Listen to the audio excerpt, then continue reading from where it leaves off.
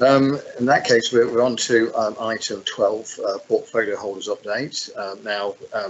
I see Mike's just turned his camera on. I have got an update here from Nicola as well, but I was rather hoping you'd go first, Mike, because I've got to read Nicola's out. So give me a rest while you do a little bit. So over to you for that, Mike. Yeah, brilliant. Thanks, Richard. A few brief comments from me.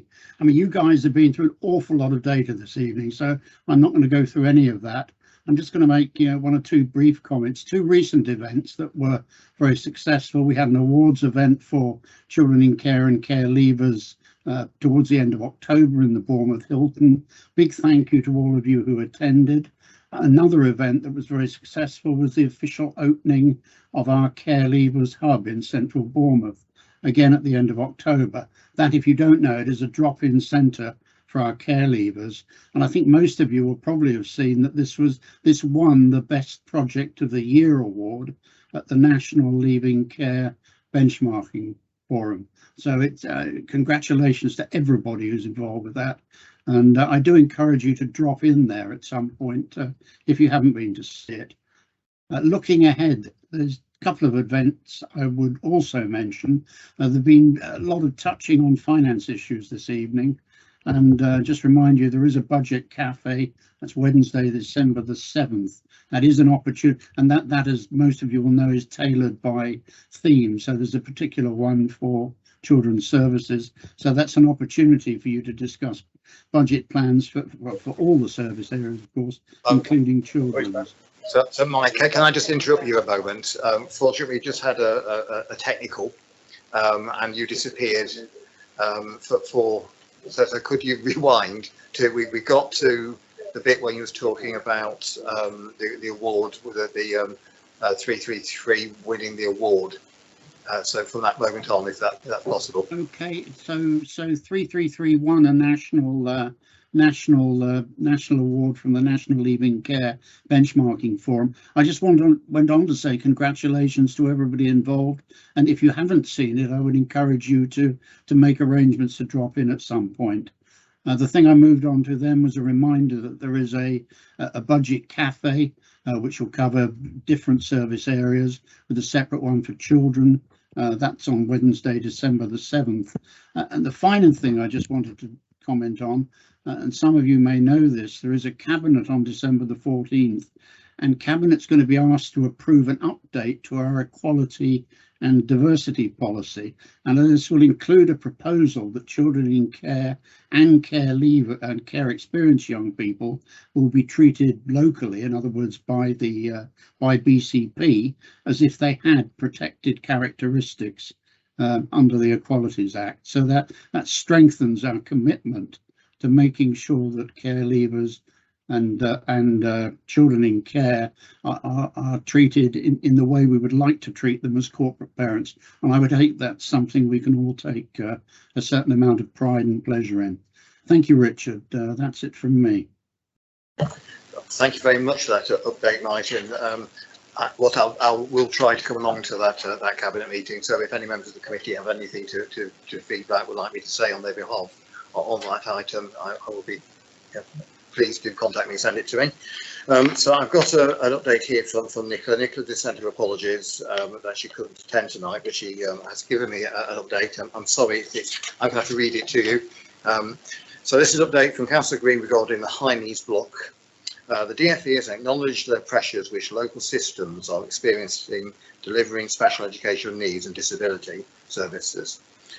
It's delivering better value in SEND programme is aiming to support local authorities to improve delivery of SEND services for children and young people while ensuring services are sustainable. BCP is one of the 55 local authorities taking part, chosen based on those with the highest deficits as of 2020-21. Newton Europe, in collaboration with Chartered Institute of Public Finance and Accountancy, is working with the department to deliver phase 1 of the programme. BCP Council will have completed their diagnostics by December 22.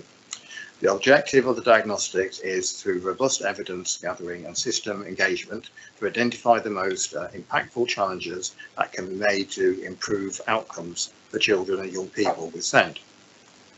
The key improvements required to achieve the better outcomes will be identified and a plan created to set the authority and local partners on the journey to deliver the opportunities. A key part of this work will be a clear trajectory showing how a more sustainable financial position can be achieved while meeting the needs of the CYP and SEND. Activities include in the delivery of the diagnostics will include, but not limited to, understanding the local context of service and improvement activity to this date. This will enable the process to build upon work already done. Engagement with system partners and stakeholders by working within and building upon existing communication forums and channels, including with parents, education and health partners. Training of local authority staff in Newton and CIPFA's methodology to enable partnership working and skill transfers to the authority.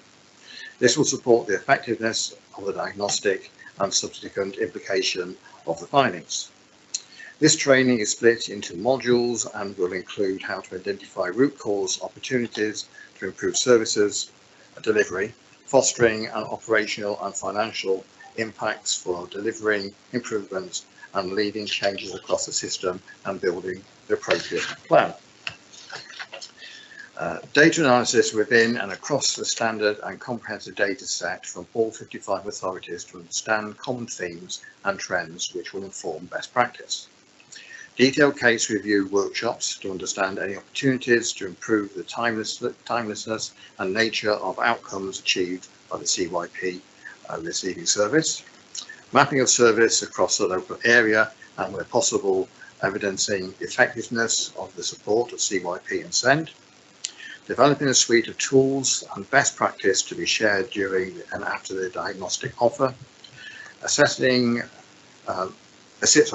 authorities to receive a grant from DFE to support their implementation and identified opportunities. At the end of diagnostic, authorities will receive funding from the DFE with support from DFE officials, and their local SEND advisors will deliver the plan to release these opportunities to improve.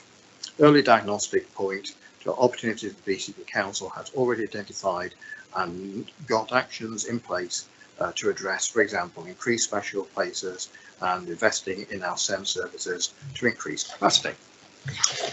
That's an update from Councillor Green. I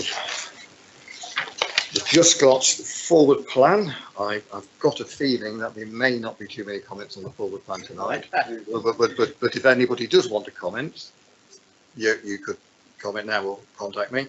The meeting date for the next, only one meeting left for this, and the next meeting this full year is Tuesday, the 7th of February 2023. No, I'll read that again because I did. So there's only one meeting left for this council cycle, which is in which is this municipal. So it's going to be Tuesday, the 7th of February, which is our last meeting before the elections.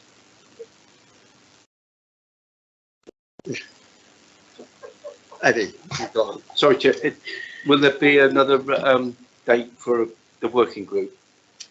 What I'll do is we'll work on that and I'll contact you. Yeah, thank you. And because there's also a possibility that we might do some work on finance after the budget cafe as well. So I do feel perhaps I'll have to talk to everybody before the next meeting. In that case, meeting closed and good night.